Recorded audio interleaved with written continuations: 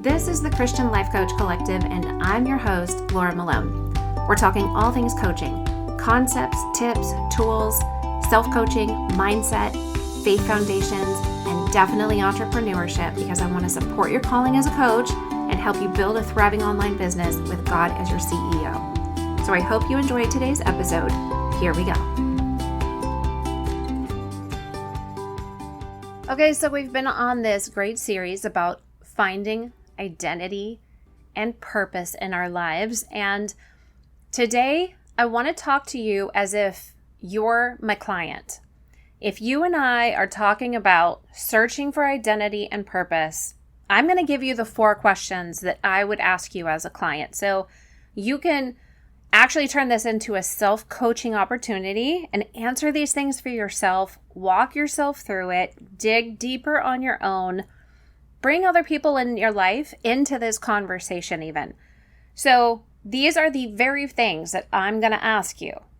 The big, great questions in the coaching session, right?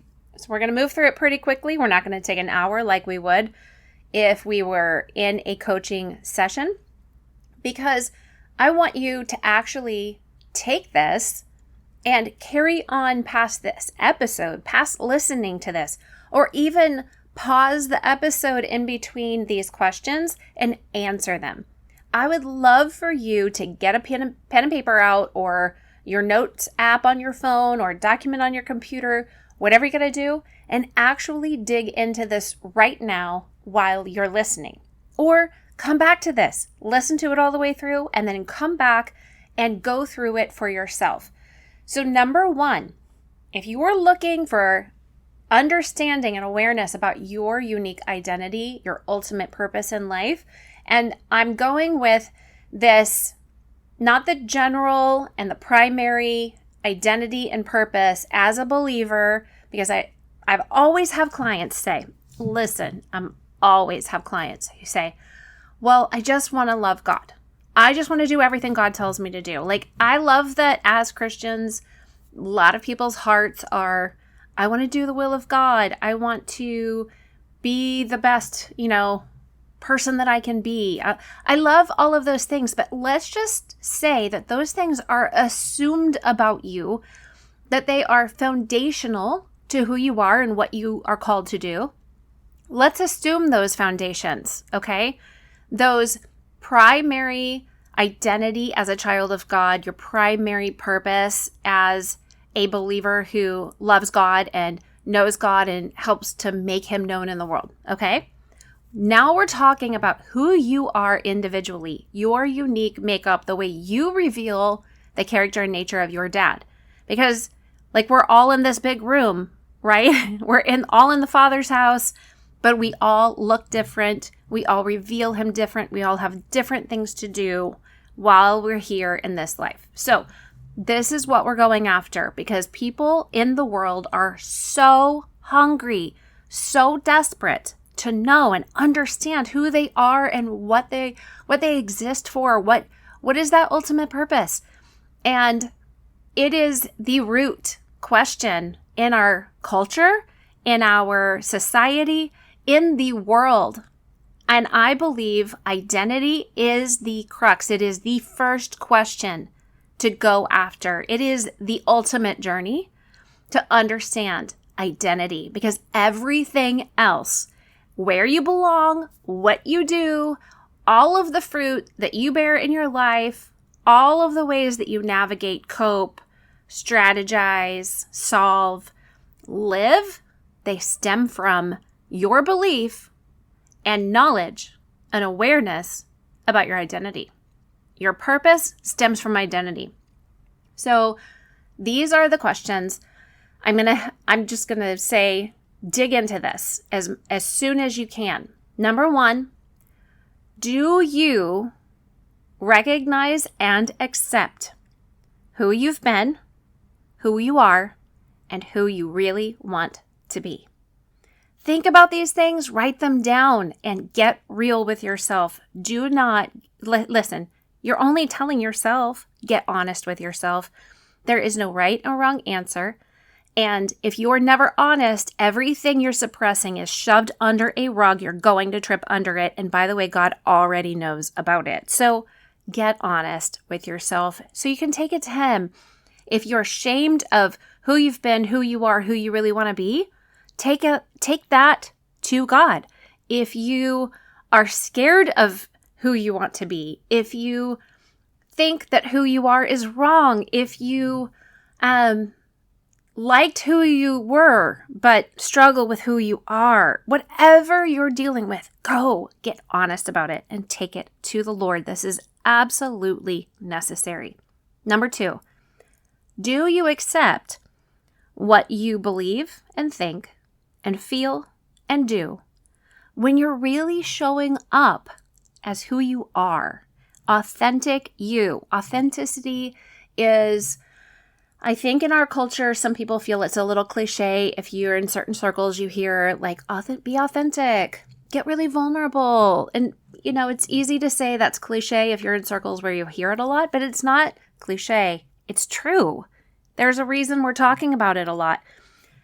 We don't live authentic lives showing up, and there's good reasons for it, honestly. Some of the authentic self is very from the soul, not spirit-led, and some of I think that's where we get confused. Where does authentic me show up? Who is that person? And what if the world doesn't like her? What if God's disappointed in her? What if I don't really care for her? What if she, rocks the boat? Well, at least you understand who she is. She's a boat rocker. Let it be. But do you recognize and accept authentic you and the things that authentic you really does believe and think and feel and do? Do you believe that it is okay to be who you are right now? If you're always judging yourself and saying, I should be this and I shouldn't be that, how can you actually have peace about anything? Compassion is healing. The word says that Jesus saw them all. He had compassion on the multitudes and healed them all. It was from a place of compassion. Self-compassion is not only healing, it's wise and foundational to the rest of your journey. Number 3, have you decided when you're going to start living like the person that you're becoming and walk in your purpose? And when you decide, I decide I'm going to be me, who I'm becoming, who God calls me, who He says I am, and I'm going to start living on purpose. I'm going to start living a purpose-filled life. I'm going to start walking my calling. Are you going to do that today? Because right now you're listening to this podcast. Hello, have a sign. And you're actually having this thought process as I walk you through it. Is it today you are going to decide to start? Or is it tomorrow because you think you're too busy today? Or is it sometime in the future because you think you need to figure out more things, or you don't think you're ready, or you don't believe you're good enough, right enough, enough? Are you not enough? Like when does enough ever really happen, right? So have you actually made the decision to start living into the person that you're becoming with the identity and the purpose that is inside of you, but you're just beginning to maybe really grasp a hold of it, become aware of it, and choose it, right? And accepting your answer about this is important here. So this is where true goals come in. Telling yourself consciously that you're ready to start living on purpose today and walk into vision for your future, but subconsciously, your goals are to protect yourself and stay comfortable or take it easy or make more money or whatever it is. Like if your subconscious goals, the one you want to hide and protect from the world and even from yourself, if you're shoving them all aside and you're not being real about them and they're out opposite of what your conscious thoughts are. No, I'm really totally going to go after this. I'm definitely all in. But subconsciously, you're I'm really scared. I want to keep playing small and stay on the couch. Well, then they're out of alignment with each other, you're never going to reach the goals and the story that you have a narrative about subconsciously, because you're lacking integrity, the alignment between what you are consciously saying and out actually verbally even probably telling people and what's really happening inside that narrative story that you believe, that paradigm perspective. If those two things are out of alignment with one another, then you're going to stay where you are. You're not going to be able to actually start living into your true identity and your ultimate purpose. Now, I'm going to say that the very fact you've listened this far in the podcast, 10 minutes in, is you've already begun this process. So I encourage you to stay with it and use the momentum that you feel right now as I'm sharing and asking you these questions to propel yourself into something else, into something new, into something more. Stop and really think about the answers to these questions. Ask yourself even deeper questions that need to be answered in order for you to find and accept and walk into your identity and purpose. Number 4, do you recognize where you are right now in your process on your journey? Today is where you are. There is nothing else you can do about that. I'm so sorry, but today's where you are. I don't know if there's anything truer I can tell you right now. So stop pushing against yourself and acting like you should be somewhere different than where you are. What is should be. The sooner you accept that, then the sooner you're going to find peace in it.